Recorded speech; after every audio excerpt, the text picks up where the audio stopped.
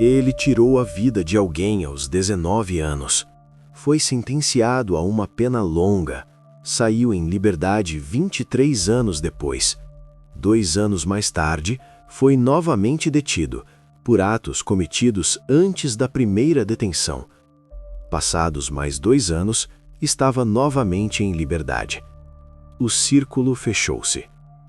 Todos que conheciam de perto Sonia Forsythe não deixavam de se surpreender com a forma como esta menina combinava beleza e inteligência. A natureza foi generosa com ela.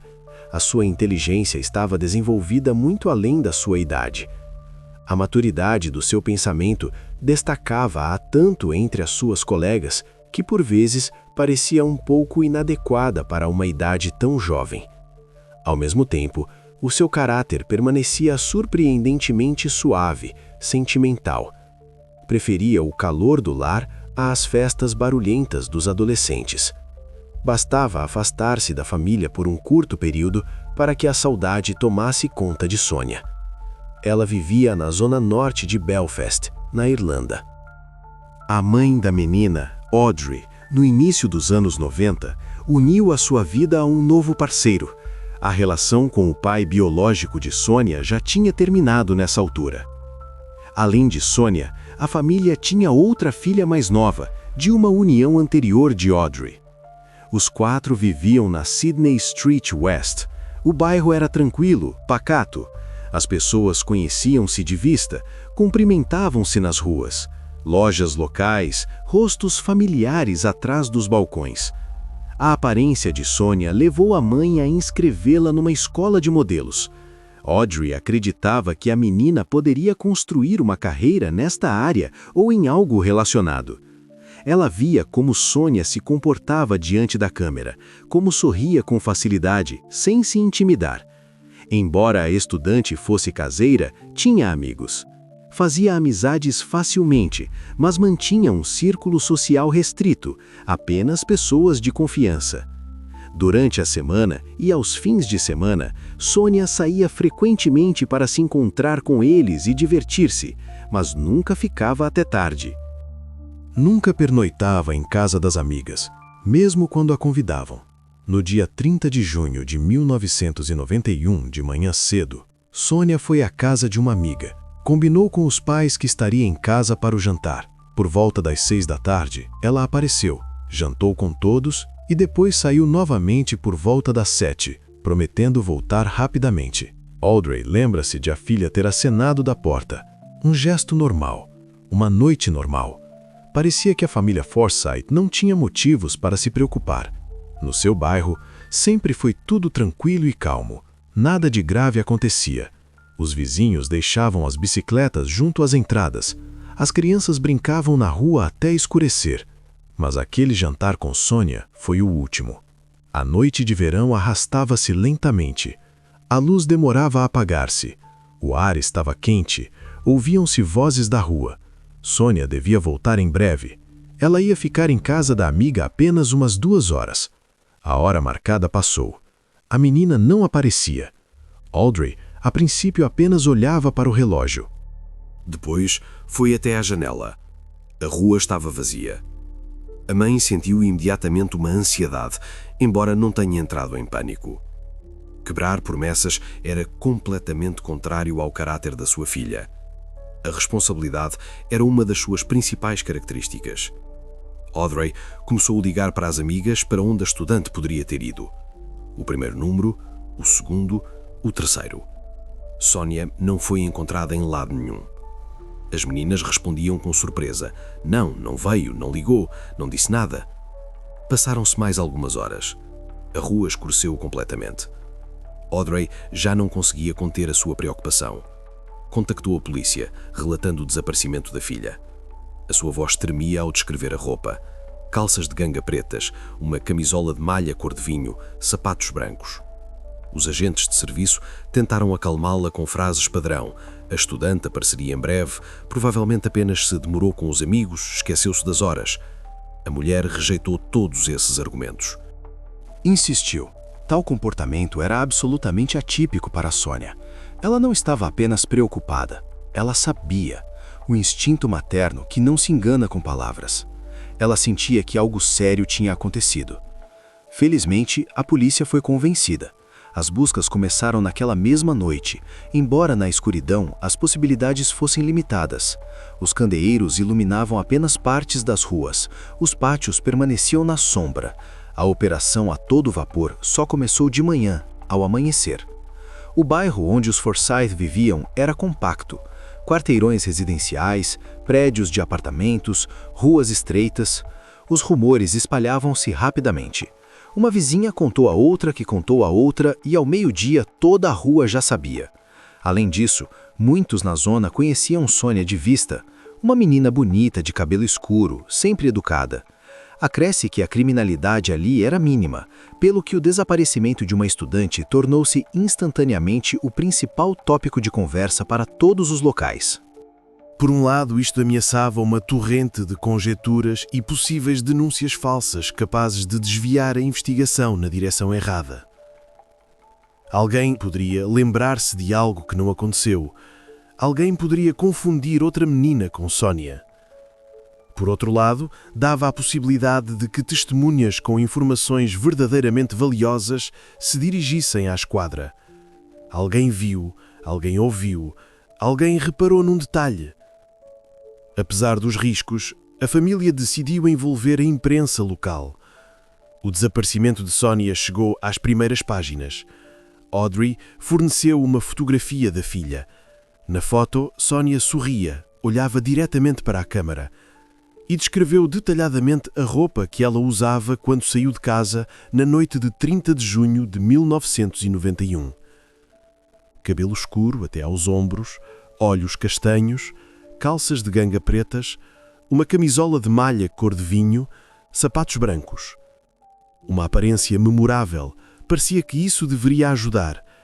No entanto, quase nenhuma informação útil foi recebida. A comunidade local soube do ocorrido quase instantaneamente, mas as respostas foram extremamente escassas. As pessoas liam os jornais, discutiam nas cozinhas, mas não iam à polícia. Os moradores estavam assustados. Se algo assim podia acontecer aqui, num bairro tranquilo, então ninguém estava seguro. A passividade foi tão acentuada que, já a 18 de julho, os investigadores expressaram abertamente preocupações pela segurança da desaparecida. Estas palavras foram ditas oficialmente numa conferência de imprensa. Os detetives estavam diante das câmaras, escolhendo as formulações com cuidado, mas o sentido era claro.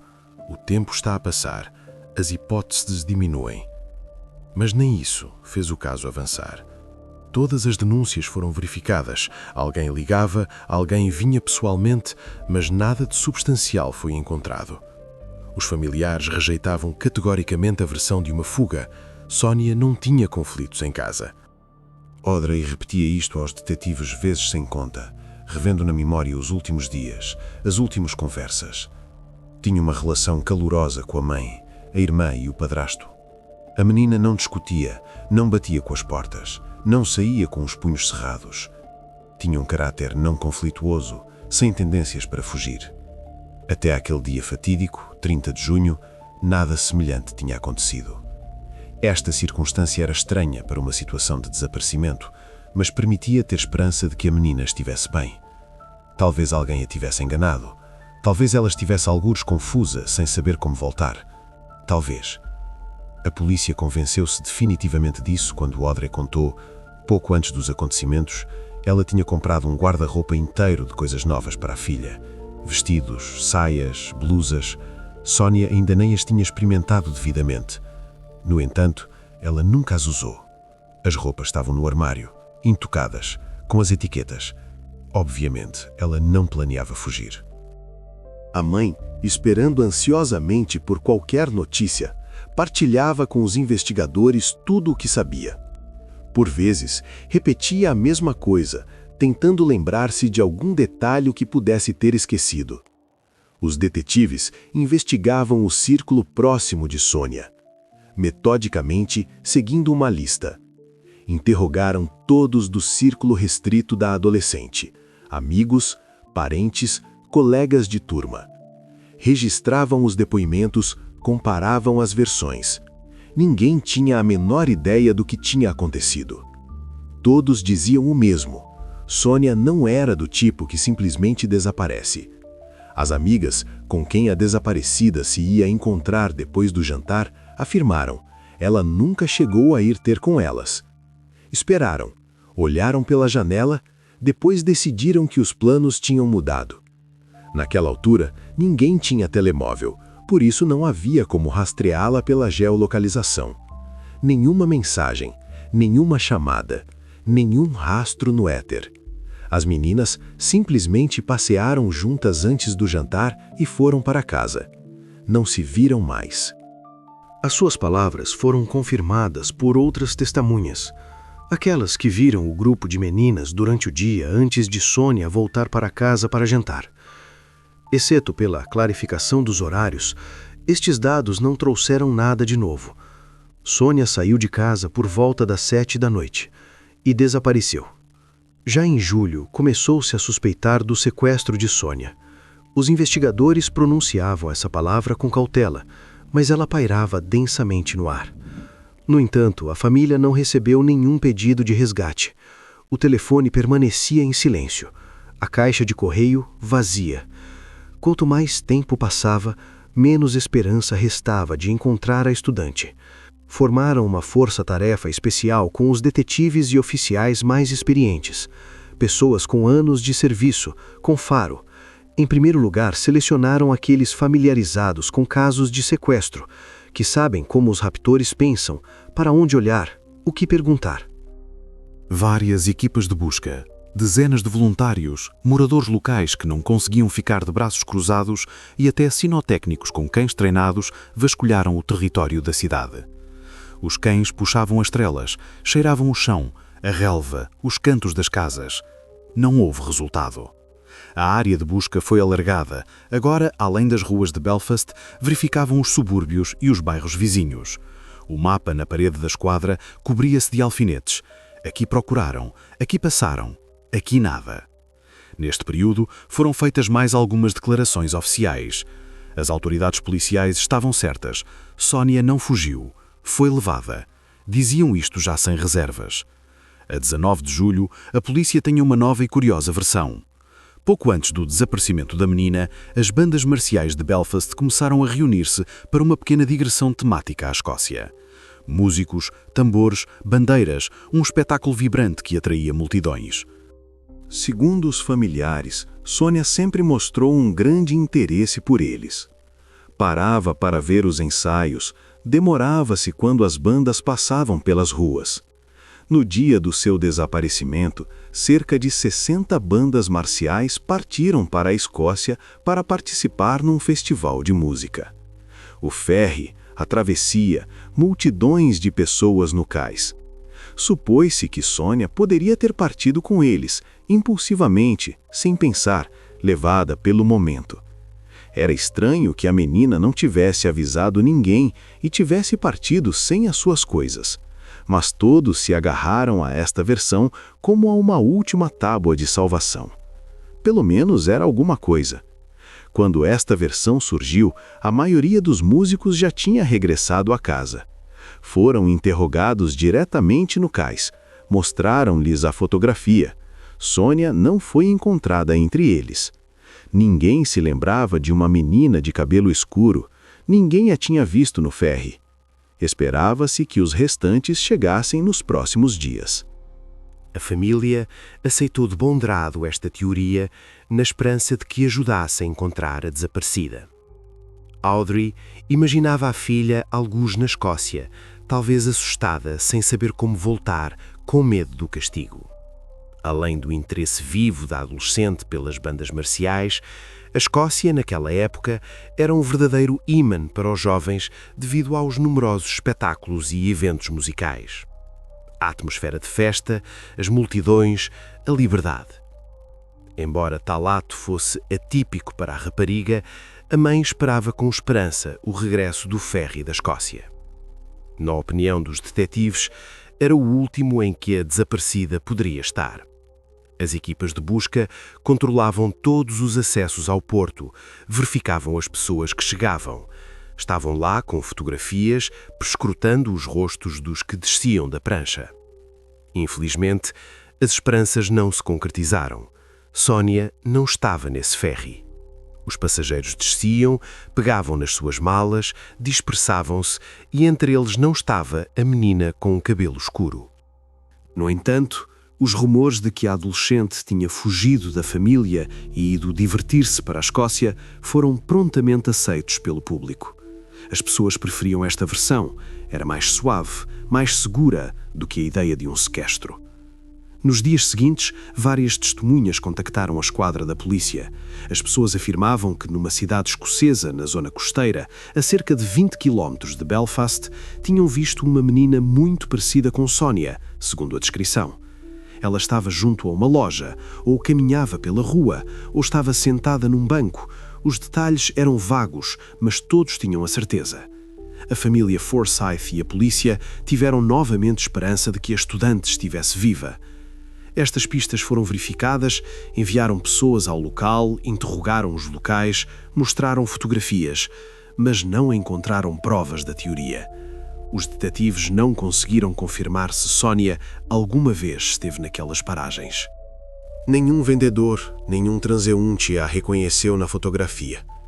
A equipa de busca continuou a vasculhar as áreas da Irlanda. A 23 de julho, o chefe da operação declarou que Shankill, Woodvale e Old Park tinham sido completamente inspecionados, mas isso não produziu novas pistas. Ele listava os nomes dos bairros, marcava-os no mapa, colocava vistos. Sónia parecia ter se desvanecido no ar. No mesmo período, foi realizada uma campanha de afixação de cartazes em vários bairros de Belfast.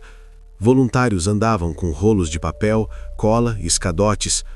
O rosto de Sónia olhava dos postes de iluminação, das paredes das lojas, dos quadros de avisos. Infelizmente, isso também não trouxe informações valiosas. As pessoas olhavam, abanavam a cabeça, passavam. As semanas torturantes de silêncio transformaram-se em meses de espera e ansiedade. Audrey foi forçada a continuar a existir de alguma forma, sem entender o que tinha acontecido com sua filha mais velha. Acordar a mais nova, preparar o pequeno almoço, ir à loja, ações comuns que agora pareciam sem sentido. Neste período, a mãe concentrou-se na filha mais nova para se distrair de alguma forma. Brincava com ela, lia-lhe livros, deitava-a para dormir. Claro que isso ajudava pouco. Os pensamentos voltavam sempre para Sónia. Apesar de não haver informações sobre Sónia até janeiro de 1992, a mulher ainda esperava que a filha estivesse viva e tivesse apenas fugido. Agarrou-se a essa ideia. Numa outra aparição na televisão, câmaras, luzes fortes, microfones, Audrey confessou que quase todas as noites tinha o mesmo pesadelo. O detetive que liderava as buscas batia à porta e pedia-lhe para ir a um local para identificar um achado. Dizia isto em voz baixa, de forma hesitante, com pausas. As possíveis testemunhas mantinham-se em silêncio. Nem sequer havia pistas falsas para as buscas. Apenas silêncio. O telefone não tocava. Ninguém batia à porta. Ninguém entrava em contacto. A mãe esperava receber um postal ou uma carta nas festas de fim de ano, onde a filha contaria onde estava e o que lhe tinha acontecido. Verificava a caixa de correio todos os dias, por vezes 2 vezes. Abria, espreitava para dentro, vazio. No entanto, também estas esperanças não se concretizaram. Finalmente, nos últimos dias de janeiro de 1992, surgiu nova informação. Os pais de uma jovem, cujo nome não foi divulgado por razões de segurança, dirigiram-se à esquadra da polícia. Ela veio com a mãe, falava baixo, olhava para o chão. Declarou que tinha sido vítima de uma rede inteira de agressores. A denúncia da adolescente deu início a uma das maiores investigações de casos de maus tratos e abuso de menores jamais realizadas na história da Irlanda do Norte. A vítima contou que, na área de Belfast, havia várias casas que eram constantemente usadas para fins impróprios. Mencionou os endereços com dificuldade, confundindo-se nos números, mas no final foi elaborada uma lista. Ela nomeou vários homens adultos envolvidos numa série de atos. Isto acontecia há cerca de 1 ano e meio. O período de tempo coincidia com o desaparecimento de Sónia. Uma das casas de que a vítima falou localizava-se a apenas algumas centenas de metros do local onde a protagonista da história deveria encontrar-se com as suas amigas. Literalmente, ao virar da esquina, no quarteirão vizinho. Segundo várias testemunhas, eles viram-na lá naquela noite, ou alguém muito parecido. Quando os detetives chegaram e realizaram buscas, encontraram inúmeras fotografias de meninas em situações comprometedoras. As fotos estavam em gavetas, pastas, algumas espalhadas descuidadamente sobre a mesa, bem como outras provas que confirmavam as palavras da vítima. Um homem de 53 anos foi preso sob a acusação de atos impróprios com duas estudantes. Levaram-no, os vizinhos espreitavam das janelas, trocavam olhares. A suspeita de que ele tinha transformado o abuso de menores num negócio não se confirmou. Os outros envolvidos no caso foram verificados, interrogatórios, alibis, testemunhas e libertados. A possível ligação do detido ao desaparecimento de Sonia Forsyth foi cuidadosamente investigada. Perguntaram-lhe diretamente, mostraram-lhe a fotografia, exigiram respostas. Os atos do agressor tornaram-se ainda mais mediáticos do que o desaparecimento de Sonia. Os jornais enchiam-se de manchetes, a televisão transmitia reportagens. Acreditava-se que a menina também poderia ter sido vítima desses criminosos. A versão parecia lógica. Uma das vizinhas do homem condenado declarou que viu a desaparecida quando esta passava perto da sua casa naquele dia fatídico. Lembrava-se porque reparou na menina, bonita, caminhava sozinha, já estava a escurecer. No entanto, o período de tempo mencionado não coincidia com a hora do desaparecimento da estudante. A vizinha viu-a mais cedo, durante o dia, quando Sônia ainda voltava do passeio com as amigas. Assim, não conseguiu confirmar se ela esteve lá à noite, no dia do desaparecimento. As suposições foram verificadas. Apesar de todos os esforços dos detetives, não foi possível provar a ligação com o caso de Sonia Forsyth. As provas eram insuficientes, os testemunhos vagos, nada batia certo. A investigação voltou ao ponto de partida. Os meses torturantes para Audrey transformaram-se em anos. A vida continuava, mas como que em câmera lenta, num nevoeiro. Só em 1996 é que houve progressos. Em março, as autoridades policiais envolvidas no caso declararam que decidiram reexaminar o caso da estudante desaparecida. Levantaram os arquivos, pastas empoeiradas, folhas amareladas, fotografias antigas. As escassas provas foram reanalisadas, procuraram-se as antigas testemunhas, telefonaram, foram visitá-las, falaram com elas. Uma das razões para o aumento da atividade das autoridades foram os novos métodos de análise de ADN que anteriormente não estavam disponíveis. A tecnologia tinha avançado, surgiram novas possibilidades. Acreditava-se que nas buscas iniciais algo importante poderia ter sido esquecido e agora isso poderia ser verificado. Manchas, cabelos, vestígios, tudo isso podia ser investigado de novo. A 19 de março de 1996, por volta da 1 da manhã, os serviços de emergência de Belfast receberam uma chamada. A voz ao telefone tremia. Uma testemunha assustada relatou um incêndio que tinha começado num dos apartamentos de um complexo na rua, localizado a algumas centenas de metros da casa dos Forsyth. O incêndio alarmou todos os moradores locais. As pessoas saíam para a rua de Rob, de chinelos, algumas carregando crianças. Observavam com horror o que estava a acontecer. As janelas brilhavam a laranja, o fumo saía denso e preto. Em poucos minutos, os bombeiros chegaram ao local. Sirenes, gritos de ordens, o som da água. Conseguiram controlar o fogo antes que se espalhasse para os edifícios vizinhos. Na verdade, ninguém ficou ferido e os danos deste incidente foram mínimos.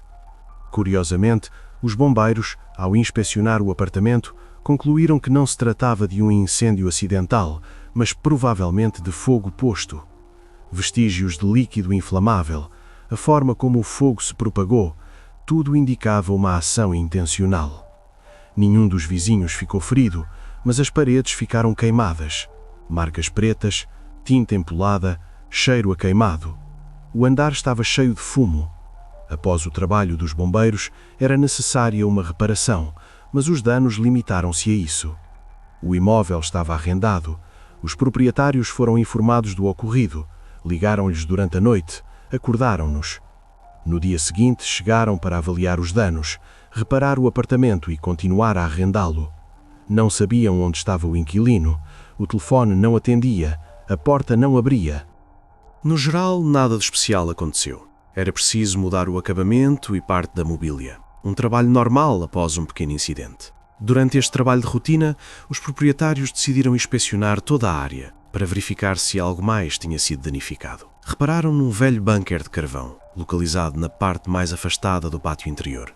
Uma pequena construção que há muito não era usada. Por fora tudo parecia normal, a porta fechada, as paredes intactas. No entanto, notaram que num local discreto, num canto do bunker, estava um tapete enrolado, empoeirado, escurecido. Este objeto pertencia aos proprietários do imóvel, mas tinha desaparecido há muito tempo. Eles até já se tinham esquecido dele. Por isso, decidiram levá-lo e limpá-lo antes de o colocar novamente no chão do apartamento. Quando desenrolaram o tapete, perceberam que tinha sido uma má ideia. O cheiro foi o primeiro a atingi-los. Pesado, adocicado, insuportável. Dentro estava o que restava de uma pessoa, apenas de meias. Os vestígios estavam em péssimo estado. A decomposição estava muito avançada. Um dos proprietários recuou, o outro ficou paralisado. Depois, alguém correu para a rua, alguém agarrou no telefone. As autoridades policiais foram imediatamente chamadas ao local, que levaram o achado para uma perícia. A área foi isolada, os peritos criminais começaram a trabalhar. Ficou imediatamente evidente que se tratava de uma vítima de um ato extremo. O crânio apresentava múltiplas fraturas. Os golpes foram fortes, repetidos. Após a perícia, confirmou-se, eram os vestígios da desaparecida Sonia Forsyth. O ADN coincidia com as amostras dos pais. Comparando a data do desaparecimento e os dados que os senhorios possuíam, descobriram que, no período do desaparecimento da estudante, vivia ali James Craig, de 24 anos. Mais precisamente, em 1991, o rapaz tinha 19 anos. Calmo, educado, trabalhava na loja da mãe. Não tinha problemas com a lei, pelo menos até aquele momento. Os vizinhos não diziam nada de mal sobre ele. Ele foi localizado na Inglaterra. O jovem tinha se mudado para Liverpool, presumivelmente logo após ter provocado o incêndio no apartamento arrendado.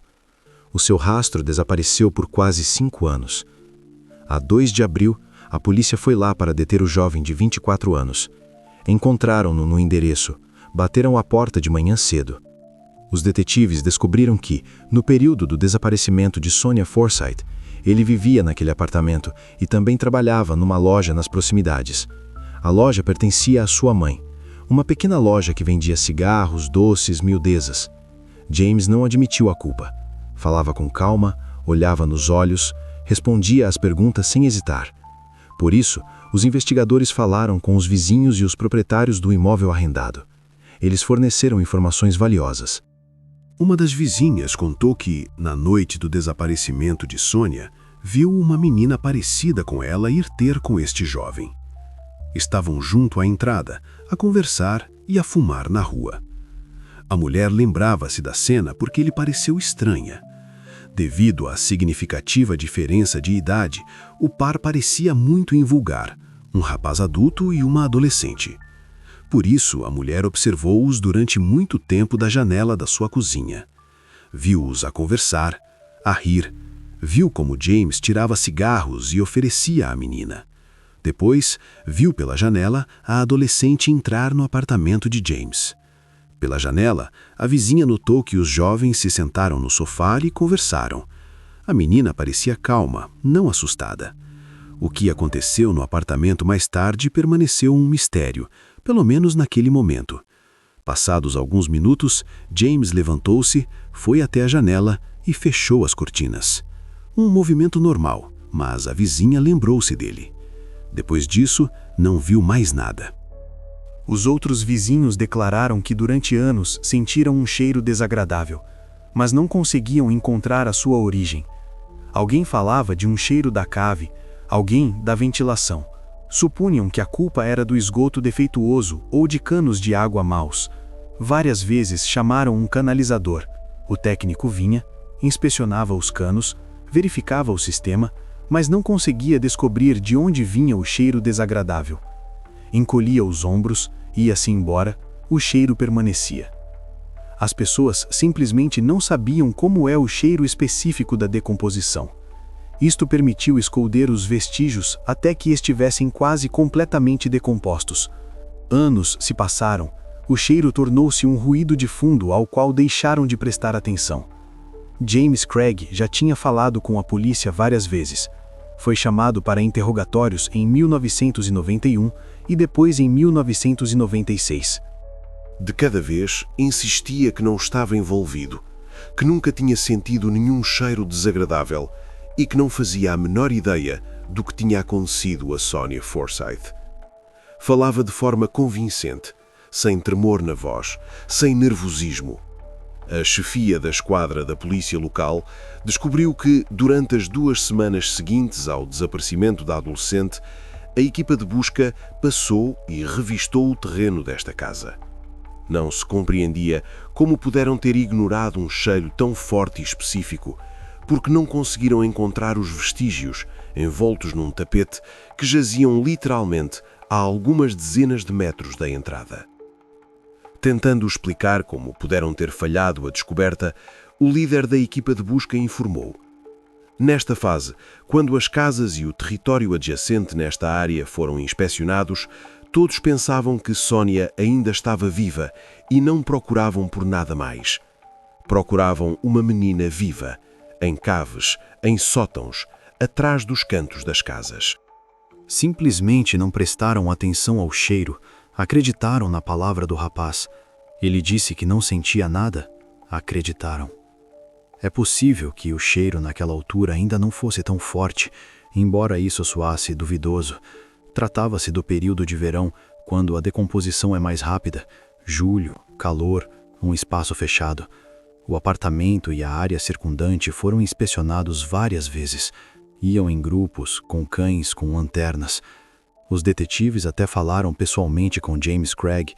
Ele admitiu que viu Sonia naquela noite em que ela desapareceu. Fumaram juntos, conversaram. A vizinha também já tinha declarado que viu a desaparecida junto à sua entrada, mas por alguma razão ninguém deu muita atenção a isso.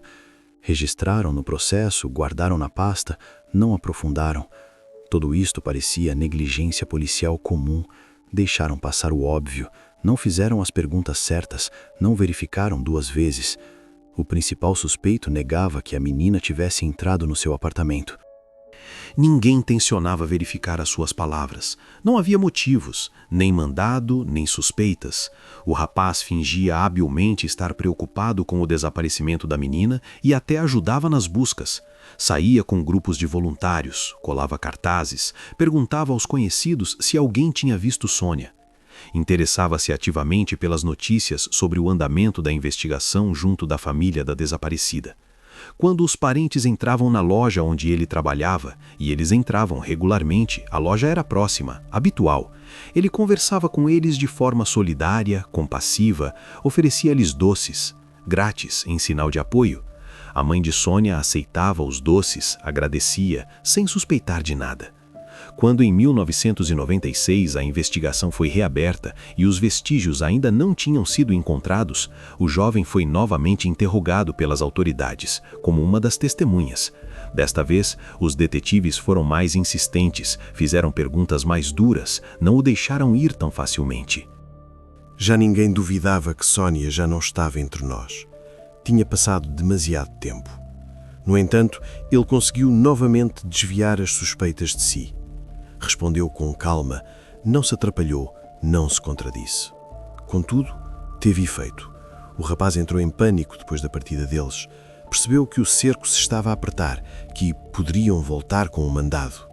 Por isso, ateou o fogo, após o que se mudou para Liverpool na esperança de conseguir apagar os seus rastros. Pensou que o fogo destruiria as provas, queimaria o apartamento até às cinzas. Ele cometeu um erro devido ao incêndio, que atraiu ainda mais atenção para si, e isso permitiu a descoberta dos vestígios. Se tivesse simplesmente partido em silêncio, talvez o caso tivesse permanecido por resolver. Mas o incêndio despertou interesse, levou os proprietários ao local, fê-los inspecionar a área. No final de março de 1996, em 2 armários localizados no apartamento, foi encontrado sangue. As manchas eram antigas, entranhadas, mas os métodos modernos permitiram analisá-las. Mais tarde, a análise mostrou que pertenciam à falecida. Isso significava que, durante algum tempo, a menina esteve lá. Talvez a tivessem mantido no armário, escondida, à espera da escuridão. O tapete de que os senhorios falaram desapareceu misteriosamente logo após o desaparecimento de Sônia. Os proprietários lembravam-se. Estava no chão do apartamento. Depois desapareceu. James disse que o tinha deitado fora. Estava gasto, disse ele.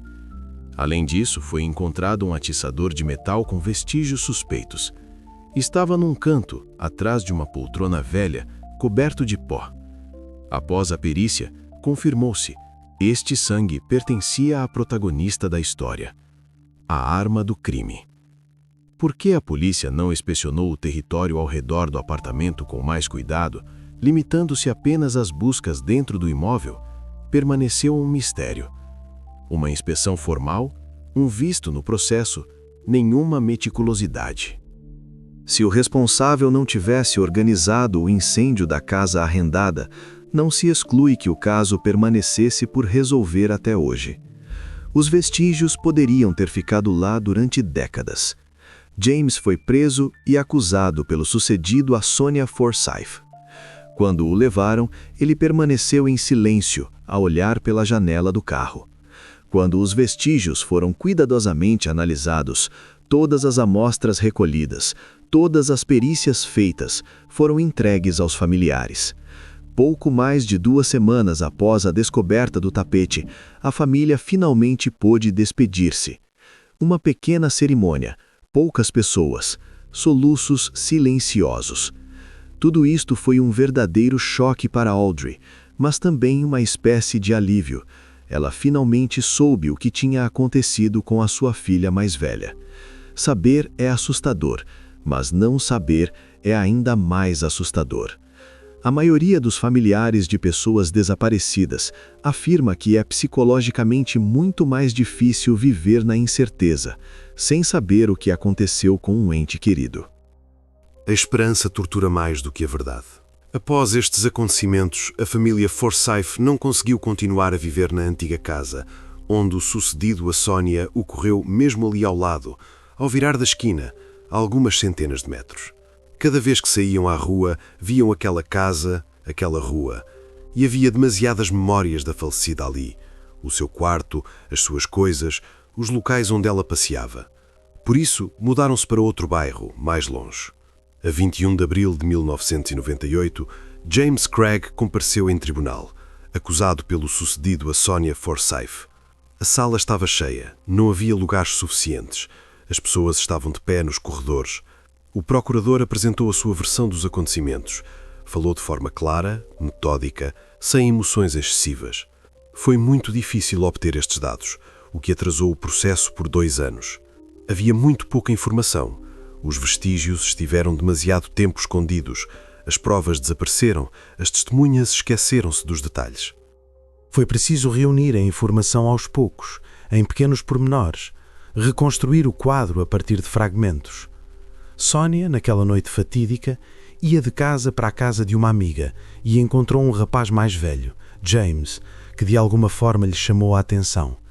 Talvez ele a tenha chamado, talvez ela própria tenha parado. Fumaram, conversaram. O jovem era charmoso, falava com facilidade, brincava. Atraiu-a para a sua casa sob algum pretexto, para ouvir música, para ir buscar algo, não importava. Lá atacou-a. Supostamente o rapaz teve intenções impróprias, o que seria o motivo do ato. Infelizmente, o estado dos vestígios era tão deplorável que não foi possível confirmar esta teoria com certeza. As análises foram impossíveis. Depois, a estudante foi agredida com um atiçador, de metal, pesado, com uma ponta afiada. Foram detectadas fraturas no crânio, no rosto e na mandíbula, múltiplos golpes, um após o outro. Depois de ter cometido o ato, o agressor escondeu primeiro os vestígios num armário. Colocou-os lá, fechou a porta, esperou pela noite. Só depois, quando escureceu e a rua ficou deserta, enrolou-a num tapete, aquele mesmo que estava no chão do quarto, e levou-a para o pátio interior. Escondeu-a no bunker de carvão, localizado na parte mais afastada. Fechou a porta, voltou para dentro. Comportou-se como se nada fosse. Tendo em conta o tempo decorrido, praticamente não havia provas diretas contra o rapaz. No entanto, graças aos depoimentos das testemunhas, a vizinha que viu Sonia junto à entrada, outras pessoas que confirmaram o comportamento estranho de James naqueles dias, a acusação não tinha dúvidas de que James Craig cometeu este terrível ato. Além disso, havia numerosos factos circunstanciais descobertos pela equipa de busca. Curiosamente, a negligência da polícia quase não foi divulgada e permaneceu impune. Ninguém foi responsabilizado por ter ignorado os vestígios, por não ter prestado atenção ao cheiro, por ter acreditado na palavra do suspeito. O assunto foi abafado, mencionado de passagem, e rapidamente passaram para outro tópico. Pela acusação, depôs em tribunal o perito que realizou o exame dos vestígios, do tapete e do atiçador encontrados no apartamento. Ele falou de forma seca, em linguagem científica, mostrando fotografias, diagramas. Concordou que as marcas no crânio da vítima eram idênticas em forma a este instrumento. Coincidiam em largura, profundidade, direção do golpe. Apesar das provas convincentes, Craig insistia que não tinha feito nada a Sonia. Sentava-se calmamente, olhava em frente, por vezes abanava a cabeça. No entanto, o rapaz admitiu que, na noite do desaparecimento da menina, se encontraram por acaso na rua e ela pediu-lhe um cigarro. Começaram a conversar, como acontece. James não recusou, tirou o maço, ofereceu. Viviam no mesmo bairro. Viam-se ocasionalmente nas ruas, nas lojas, mas não conversavam de perto, por isso ele nem sabia o nome dela. Apenas uma rapariga da casa ao lado. O arguido admitiu que, depois disso, Sonia o acompanhou a um bar local do outro lado da rua, um estabelecimento pequeno onde todos se conheciam. Ali, ele comprou cigarros para a sua mãe e também umas latas de cerveja para si. Uma compra normal, nada de especial. Ele concordou com as palavras da vizinha, que supostamente os viu em frente ao apartamento. Sim, estiveram lá, a fumar, a conversar. Nesse período, ainda fumaram mais um pouco, beberam a cerveja. O rapaz declarou que Sonia o acompanhou no regresso do bar. Caminharam juntos, mas negou que a menina tivesse entrado no seu apartamento. Insistiu. Ela ficou na rua. O arguido afirmou que se despediu dela alguns minutos depois, junto à entrada, e que mais tarde, quando saiu à varanda para fumar, viu Sonia na companhia de outras duas meninas, que estavam sentadas no parapeito de uma janela de uma casa abandonada, nas proximidades. Estavam a conversar, a rir, como os adolescentes costumam fazer. James não conseguiu explicar o aparecimento do sangue da vítima no apartamento alugado onde vivia. Ficou em silêncio, encolheu os ombros, olhou para o advogado. Não ofereceu nenhuma versão. Na opinião da acusação, o arguido estava a mentir, pois o perito conseguiu ligar as manchas de sangue encontradas dentro do apartamento e as amostras de ADN dos pais da menina. Os métodos modernos não deixavam margem para dúvidas. Os vestígios encontrados no armário e no tapete em que os vestígios estavam enrolados eram idênticos e também coincidiam com os perfis de ADN obtidos dos pais biológicos da vítima. A probabilidade de erro era ínfima. O julgamento arrastou-se por 2 semanas. Testemunhas, peritos, advogados, procuradores, todos falaram, apresentaram provas, contestaram, objetaram. Felizmente, os jurados precisaram de muito menos tempo. Retiraram-se para deliberar e voltaram meia hora depois. Foi preciso apenas meia hora para declarar James Craig culpado pelo sucedido a Sonia Forsyth. O veredito foi unânime. Na fase final das audiências, a sala do tribunal estava lotada. Todos queriam ver o final, ouvir a sentença, obter uma retribuição justa. Alguém entre os presentes, quando o juiz lia a sentença, não se conteve e gritou a James: "Que pague pelo que fez!" A segurança sobressaltou-se, mas a pessoa já tinha sido acalmada. As pessoas ficaram chocadas com a sua frieza e indiferença ao ocorrido. Ele permaneceu com uma expressão de pedra, não demonstrou emoções, não baixou os olhos. Um homem que tinha filhas com idade aproximada à de Sônia quis avançar sobre o criminoso. Levantou-se de um salto, deu um passo em frente, foi impedido de o fazer apenas pelos amigos que o acompanhavam na sala do tribunal. Agarraram-lhe os braços, puxaram-no para trás, pediram-lhe para se sentar. James foi condenado a uma pena longa, o que se revelou uma punição adequada. O juiz leu a sentença de forma clara, sem hesitações. A sala respirou de alívio. Após a prolação da sentença, um dos detetives que investigou o desaparecimento da estudante desde o início admitiu aos jornalistas que eles realmente poderiam ter cometido alguns erros. Disse isto com dificuldade, escolhendo as palavras.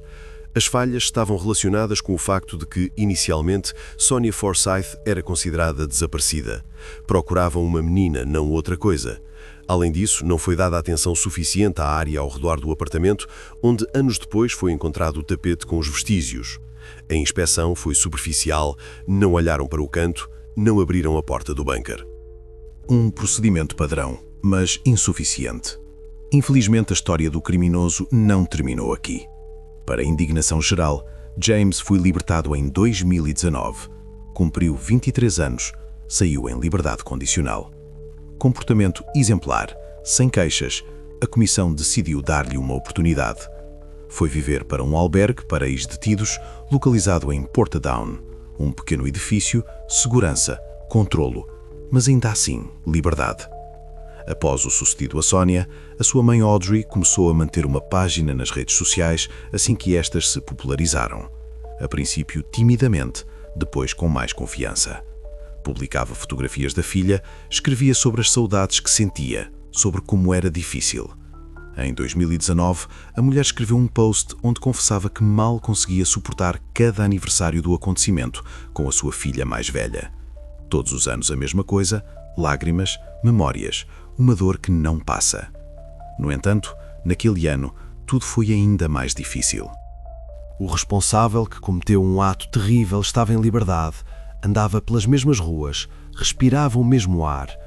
Ela estava aterrorizada com o facto de que agora todas as pessoas que o rodeavam estavam em perigo. Escreveu isto abertamente, sem receio das palavras. A mulher não se poupou nas expressões ao fazer estas publicações. Chamou-lhe monstro, criminoso, desumano. Curiosamente, nem mesmo aqui a história terminou. Passaram apenas 2 anos e James Craig foi novamente detido. Algemas, carro, outra vez à esquadra. Conseguiu-se apurar que no final dos anos 80 e início dos 90, ainda antes do sucedido a Sónia, ele tinha cometido um ataque a 2 meninas que na altura eram muito novas. Ele atacou-as e teve intenções impróprias praticamente no mesmo local, no mesmo apartamento, onde mais tarde se desfez de Sonia Forsyth. O mesmo sofá, as mesmas paredes. Por este ato, James recebeu uma pena ainda mais branda, alguns anos, não mais. O tribunal argumentou que estes atos foram cometidos antes de ele ter sido punido pelo sucedido a Sónia. Portanto, legalmente, não podia ser considerado reincidência. Formalmente, ele estava limpo no momento em que os cometeu, embora, moralmente, já fosse um criminoso há muito tempo. Surgiram também outras jovens vítimas deste indivíduo, a quem ele assediou e teve intenções impróprias no apartamento onde o ato contra Sónia ocorreu. Meninas, que agora já eram adultas, ganharam coragem para falar. Mas James negou tudo. Abanava a cabeça, dizia que não se lembrava, que não era verdade. Por esses episódios, não foi possível responsabilizá-lo por falta de provas. Tinha passado demasiado tempo, não havia provas, apenas palavras contra palavras. Apenas 2 anos depois, o responsável estava novamente em liberdade. Saiu em silêncio, sem grande alarido. Novamente o albergue, novamente o controlo, novamente a vida em liberdade.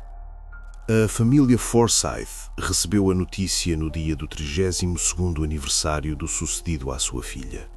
Uma coincidência cruel, como que uma zombaria. A sua irmã Nikki, nesta altura, já era uma mulher adulta, com a sua própria família, os seus próprios filhos. Ela deu uma entrevista onde declarou que lhe era desagradável pensar que este homem andava livremente pelas ruas de Belfast, que ele podia entrar numa loja, apanhar um autocarro, passar por uma escola. A irmã insistiu para que todos os que vissem James se mantivessem afastados dele e não permitissem que ele se aproximasse dos seus filhos. Avisou abertamente, publicamente. Na sua opinião, as autoridades policiais não salvariam ninguém de qualquer maneira. Já não salvaram uma vez, não salvariam de novo.